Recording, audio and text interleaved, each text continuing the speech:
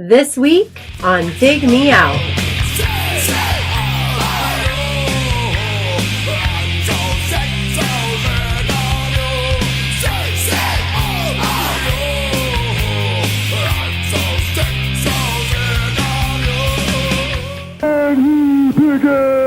He's a digger. With your hosts, Jason Diaz and Tim Minichi. Jay, this week we're back with an album review, but it's not just any album review, Jay. Oh yeah, what's so special about it? It's our Halloween episode. Whoa! Insert Spooky Halloween sounds.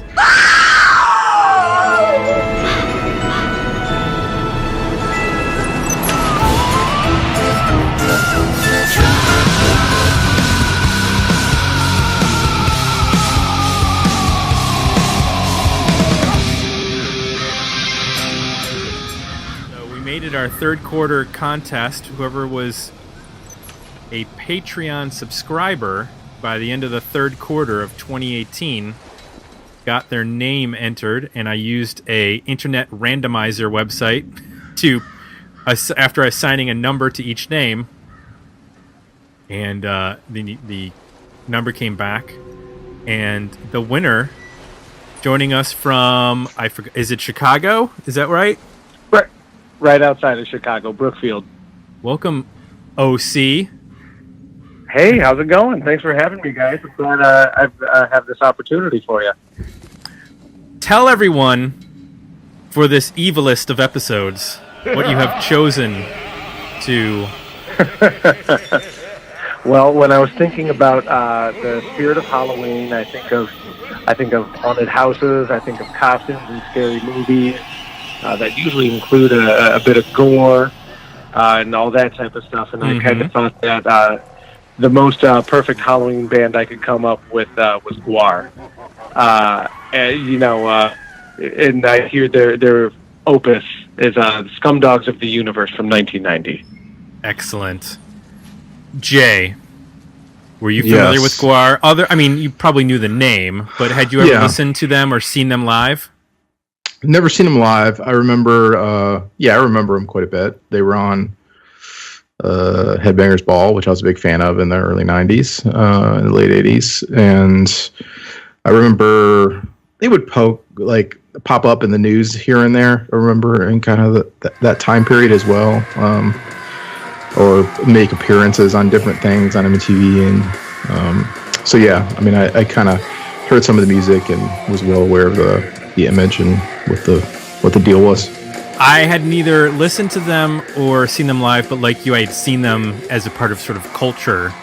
I think they got either arrested or were warned about their displays of violence and sex and that kind of stuff, sexual innuendo in the 90s. I want to say probably traveling through certain southern states that happened. I'm not sure where, but I think that popped up on, the MTV News more than once. And I also remember, I don't know if you remember this, Jay, but when we worked at the radio station at Bowling Green's Falcon Radio, they would often have ticket giveaways that we would announce on air, and it was usually for Columbus at the Newport, or it was at Toledo at the Asylum. And I'm pretty sure GWAR was the giveaway more than once. Yeah. Win GWAR tickets. And we had bumpers with GWAR music. We're win tickets for GWAR by listening to blah, blah, blah, blah, and being the whatever caller and that kind of stuff. Yeah. So that's my exposure to GWAR. So now, see, have you seen them live? So, I've seen them live a couple times, but not back in what I would assume is their heyday. I saw them live probably circa 2008-ish. And then another once and a half since at different festival appearances. So, with GWAR on the bill, in between bands, I can definitely manage to swing 20-25 minutes to catch them in between acts. But I've definitely seen them. I've gone out and paid to see a GWAR show before. It's definitely it's a sight to be seen. I would imagine so. So a little history on the band for everybody who's not familiar. They are from Richmond, Virginia. They are still active. Started in 1984, and they've had a lot of members. The main, I guess what happened was there was actually a couple different bands. There were two different bands that were formed, that came together to form GWAR, which seems very appropriate. One was called Death Piggy, and it was fronted by Dave Brocky, who I believe passed away a couple years ago. Yeah, 2015 or 16, I think. Heroin overdose in 2014. Yeah. Yes. Dave Brocky, lead singer and founding member of legendary metal band GWAR, died of a heroin overdose, and officials tell TMZ it was accidental. Brocky, aka Odorous Arungus, was found dead sitting in a chair at home back in March. A rep for the Virginia Medical Examiner's Office tells us the official cause is acute heroin toxicity, and the death is being ruled an accident. But they have actually gone on and other people, so they was playing a particular character, and other people have stepped in to play characters, to not necessarily his character, but filled the role of his character. Yeah, I think they retired the character. I think his name was Odorous Arungus. Yes. I definitely don't know if I'm pronouncing that right, but yes, I've seen them since, and that same character was not on the stage. So currently there are no original members in the band. This is like an 80s metal band. This is like when like Rat tours and like, you know, there's nobody from, it's only Bobby Blotzer. So the original lineup was, as mentioned, it was Dave Brocky and then Ben Eubanks, who played the character of Johnny Slutman. I love the names.